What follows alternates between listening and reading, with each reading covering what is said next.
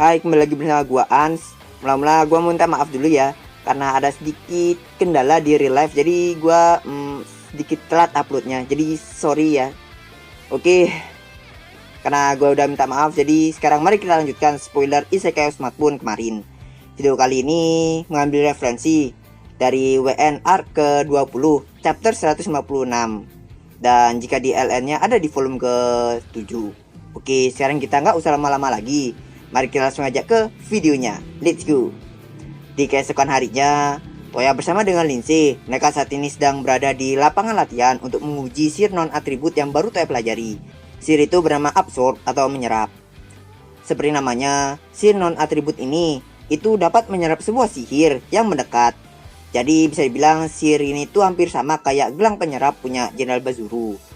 Sambil memutar tongkat sihirnya yang terbuat dari misril dan dilengkapi oleh batu sihir berwarna merah biru kuning, Lindsay menapalkan mantra sihir level dasar beratribut api yang bernama Ignis Fire dan mengarahkannya ke Toya. Setelah Toya itu sudah memberikannya baba. Untuk mengetes sihir barunya Toya ini absurd. Sebuah bola api yang berukuran seperti bola bisbol pun melayang ke arah Toya. Gitu Toya melihat bola api itu, Toya dengan segera langsung mengaktifkan sihir absurdnya. Dan bola api itu pun langsung lenyap seketika seperti kabut 2 meter sebelum mendekati Toya. Tembakan lagi dilancarkan oleh Lindsay. Tapi tetap saja tembakan yang kedua itu pun juga langsung lenyap 2 meter sebelum mendekati Toya.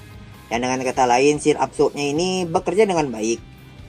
Dan juga setelah menerima serangan berturut, sihir ini masih tetap aktif, yang menandakan kalau sihir ini itu sihir yang tipenya akan terus aktif sampai mana penggunanya habis atau si pemakainya itu menghentikan sihirnya. Tapi walaupun sihir ini akan terus menyerap sihir Toya saat sihir ini aktif, Toya tidak perlu khawatir akan kehabisan sihir dengan cepat. Karena sihir yang berhasil diserap oleh sihir absurd ini akan langsung diubah menjadi sihir untuk Toya. Tapi nggak begitu banyak gitu yang didapatkan Toya, bisa dibilang tetap. Ya contohnya gini lah, kalau di game RPG gitu, sihir Lindsay yang gunakan tadi itu Ignis Fire tuh, misalnya menguras 5 MP lah. Maka Toya itu akan mendapatkan 5 MP juga karena diserap itu sihir. Lalu jika Lindsay memakai sihir yang menguras 10 MP, maka Toya itu akan tetap mendapatkan 5 MP. Dan walaupun Lindsay itu memakai sihir yang menguras 2 MP, maka Toya itu akan tetap mendapatkan 5 MP magic point. Jadi sebesar dan sekecil sihir apapun yang Toya serap, maka Toya itu tetap akan mendapatkan sihir segitu aja. Ya modalnya gitulah. Kemudian Toya pun melanjutkan tesnya. Kali ini Toya menyuruh Lindsay untuk menyerang Toya menggunakan sihir level menengah. Lindsay pun menuruti perintah Toya. Dan dia pun langsung merapalkan mantra sihir api tingkat atau level menengah, Inferno Fire. 3 pilar api besar menerjang ke arah Toya dengan arah yang berbeda-beda. Akan tetapi 3 pilar itu pun langsung lenyap seperti Ignis Fire tadi. 2 meter sebelum mendekati Toya, samalah gitu. Melihat fungsinya ini yang benar-benar sama seperti gelang penyerap, Toya pun jadi mendapatkan ide untuk membuat sebuah artefak yang sama kayak gelang penyerap itu, tapi dengan bentuk yang berbeda, yaitu armor gitu. Toya pun berpikir akan sangat berguna gitu jika dia memiliki armor yang sama persis seperti gelang penyerap, bisa nyerap-nyerap sihir gitu. Akan tapi setelah Toya membicarakan ini ke Lindsay, Lindsay itu malah mengatakan kalau itu tidak akan berguna. Sebab jika seorang menyerap sihir yang bukan atribut mereka, maka mereka akan terkena penyakit sihir. Jadi tubuh orang normal itu kayak menolak sihir yang bukan atribut yang mereka bisa. Misalkan kalau mereka itu menyerap sihir api, sihir yang mereka bisa atau punya, maka mereka itu akan baik-baik saja gitu kalau menyerap sihir itu. Sebaliknya, kalau mereka itu menyerap sihir air, sihir yang nggak bisa mereka pakai atau punya, maka mereka itu akan terkena penyakit sihir ini. Karena tubuh mereka itu menolak atribut yang bukan punya mereka, ya atau bukannya mereka bisa. Ya walaupun untuk orang normal sih memang kayak gitu. Tapi bagi Toya yang bukan orang normal ya B aja. Jadi kemungkinan Toya kedepannya akan tetap membuat armor ini untuk dirinya sendiri. Dan mungkin juga untuk Lin. Karena selain sihir kegelapan dan sihir non atribut, Lin itu bisa memakai 5 atribut lainnya. Jadi mungkin aja. Lalu setelah menguji kemampuan serap dari sihir absurdnya itu, Toya lanjut mengetes keefektifannya. Toya mencoba untuk terus mengaktifkan sihirnya sambil berjalan menjauh dari Lindsay. Sambil Lindsay itu terus juga menyerang Toya. Awalnya sama seperti yang dijelaskan tadi, sihir Lindsay itu terus diserap oleh absurdnya Toya. Tapi begitu Toya menjauh dari jangkauan Lindsay, serangan Lindsay pun akhirnya bisa bekerja seperti biasa. Melihat semua hasilnya ini, Toya pun berpikir kalau sihir ini itu setipe dengan sihir silent dan tabunya Toya. Tipe sihir yang bisa menghilangkan sihir lawan. Bagi yang lupa, Toya itu punya sihir silent dan tabu itu pas Toya itu lagi nyari sihir fly. Sihir silent bisa membuat orang tidak bisa berbicara, yang dengan demikian orang itu tidak bisa merapalkan mantranya. Dan tabu yang bisa membuat orang itu tidak bisa mengatakan kata-kata yang sudah Toya kunci. Contohnya, Toya itu kunci kata bus. Maka jika LC yang Toya targetkan, maka LC tidak akan bisa mengatakan kata bus yang menyebabkan LC itu tidak bisa memakai sihir busnya. Karena fungsi-fungsinya itu, makanya Toya itu menyebut ketiga sihir ini adalah sihir yang bisa mengunci sihir lawan. Tapi walaupun ketiga sihir ini saya bilang itu OP, sayangnya ketiga sihir ini itu nggak berguna di hadapan monster kristal. Untuk sementara, Toya pun memutuskan untuk menyudahi percobaannya ini dan kembali ke kastil. Tapi pas Toya hendak mau kembali, Toya tiba-tiba mendapatkan komunikasi telepati dari Kohaku yang mengatakan kalau Toya kedatangan tamu yang mengaku kakak perempuannya Toya. Toya pun bingung, karena bahkan sebelum dia mati atau di dunia lamanya, dia itu nggak pernah yang namanya punya saudara kandung. Apalagi di dunia baru ini, jadi kan aneh aja gitu. Toya pun bertanya pada Kohaku, orang seperti apa dia? Pada awalnya Kohaku menjelaskan ciri-ciri perempuan itu. Rambutnya berwarna pink, usianya sekitar 15 tahun lebih tua dari Toya.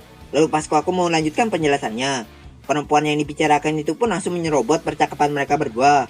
Dia tiba-tiba bertanya kepada Kohaku, apakah dia bertelepati dengan Toya. Kemudian perempuan itu pun meminta Kohaku untuk membiarkannya berbicara langsung ke Toya. Dan tanpa menunggu izin Kohaku, dia langsung menyapa Toya gitu. Untuk mengingatkan, siapa tahu ada yang lupa. Para monster summoner Toya ini, sekarang selain kerjaan mereka itu menjadi bodyguard, mereka itu juga jadi HP ya. Karena kekuatan telepati mereka itu bisa dibilang mirip kayak telepon. Jadi jika ada orang yang ngomong di dekat para monster summoner, pas mereka itu lagi telepati sama Toya, maka suara orang itu pun juga ikut terdengar oleh Toya. Makanya sekarang mereka itu, para makhluk summonernya Toya itu berganti alih menjadi telepon hidup. Oke, balik ke cerita. Karena perempuan itu tiba-tiba menyerobot percakapan Toya dan Kohaku di telepatinya, Toya pun jadinya dapat mendengarkan suara perempuan tersebut. Suaranya itu sangat familiar di telinganya Toya. Dan setelah Toya ingat-ingat lagi, setelah mendengar suaranya dan sedikit ciri-cirinya tadi dari Kohaku, Toya pun akhirnya ingat siapa perempuan itu. Dan orang itu adalah orang yang sangat penting, yang tidak lain dan tidak bukan adalah si Dewi Cinta. Dengan tergesa-gesa, Toya pun langsung membuka gate-nya menuju ke kastil bersama dengan Lindsay. Singkat cerita, semuanya pun sekarang telah berkumpul di suatu ruangan bersama dengan Dewi Cinta. Dewi Cinta pun mulai memperkenalkan dirinya sebagai kakak perempuan Toya yang bernama Karen. Dewi Cinta menyapa semuanya seakan-akan tidak ada yang terjadi. Toya diam-diam mendekatinya dan bertanya kepadanya apa yang Dewi Cinta lakukan di sini. Tapi Dewi Cinta malah pura-pura nggak dengar karena Toya itu menyebutnya Dewi Cinta, bukan Oni-chan. Jadi dengan genit gitu, dia pun menyuruh Toya untuk menyapanya sambil memanggilnya itu Oni-chan terlebih dahulu, baru dia itu mau mendengarkan perkataan Toya. Mungkin karena ia terpaksa, Toya pun menuruti permintaan Dewi Cinta itu. Toya bilang, senang bertemu denganmu dari sekian lama, Oni-chan. Mendengar perkataan itu dari Toya, Dewi Cinta pun langsung memeluk Toya dengan sangat erat di depan semua orang termasuk cewek-ceweknya Toya. Tapi karena Dewi Cinta berpura-pura jadi kakaknya Toya, para cewek-ceweknya Toya pun jadi nggak ada yang keberatan dengan perilaku Dewi Cinta yang memeluk cowok mereka. Malah mereka itu terharu karena mungkin menganggap adegan ini itu sebagai reuni keluarga dari sekian lama tidak bertemu. Bahkan Yai pun sampai menangis melihat adegan ini. Singkat cerita lagi, situasi atau suasana itu sekarang sudah mulai tenang. Setelah situasi sudah tenang itu, Toya pun bertanya lagi ke Dewi Cinta alasan kenapa dia itu turun ke bumi. Dan Dewi Cinta pun menjelaskannya. Dia turun ke bumi karena dia itu mau menangkap dewa rendahan yang kabur ke dunianya baru Toya ini. Dewa rendahan ini adalah dewa yang kastanya itu lebih rendah daripada dewa kelas rendah dan lebih rendah daripada dewa atribut. Jadi bisa dibilang dewa rendahan ini kastanya itu dewa yang paling bawah. Dia pun tanya lagi, apakah dewa itu punya masalah sampai dia itu kabur? Dewi Cinta pun menjawab kalau sebenarnya dewa itu nggak berbuat masalah apapun. Makanya sebenarnya Dewi Cinta ini juga bingung kenapa dewa itu kabur. Tapi karena dia sudah memasuki dunia tanpa seizin dewa dunia, Dan dewa dunia itu juga takut kalau tuh dewa pakai kekuatannya untuk membantu manusia. Dewa dunia pun menyuruh Dewi Cinta untuk menangkapnya. Makanya sekarang Dewi Cinta itu turun ke bawah. Tapi di sini Dewi Cinta itu mendapatkan kesulitan. Yang mana setelah dia itu memasuki dunia Toya itu, Dewi Cinta ini tidak bisa merasakan lagi kesucian dari dewa rendahan tersebut.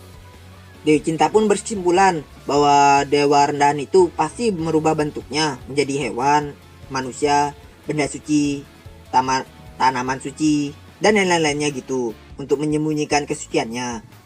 Maka dari itu Dewi Cinta berencana untuk menunggu sampai kekuatan suci itu dewa rendahan itu habis untuk mengetahui lokasinya. Setelah Dewi Cinta sudah menemukan lokasinya, dia mau minta bantuan Toya untuk sama-sama melemparkan si suci kepadanya agar perubahannya itu hancur. Toya pun di sini kaget dan bingung, apa maksudnya minta bantuan untuk sama-sama ngeluarin sihir suci. Dan setelah dijelaskan, ternyata kedewaan Toya ini itu sudah meningkat hingga titik dimana membuat seluruh sihir yang Toya punya itu mengandung kekuatan suci.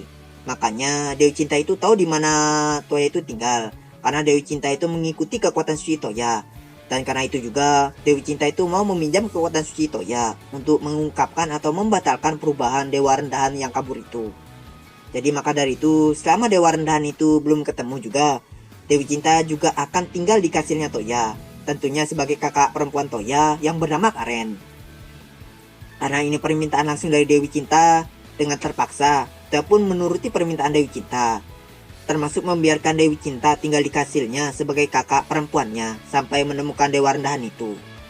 Tapi karena malu, mulai sekarang Toya itu harus memanggil Dewi Cinta sebagai One-chan. Toya pun minta keringanan kepada Dewi Cinta untuk mengubahnya menjadi Nesan. Walaupun kelihatannya Dewi Cinta nggak begitu puas, Dewi Cinta menerima permintaan Toya itu. Dan mulai saat ini juga Dewi Cinta atau Karen, kakak perempuan Toya pun tinggal bersama di kasirnya Toya. Di waktu malam hari, pesta makan malam pun diselenggarakan dan dibuat dengan sangat meriah demi menyambut Karen kakak Toya.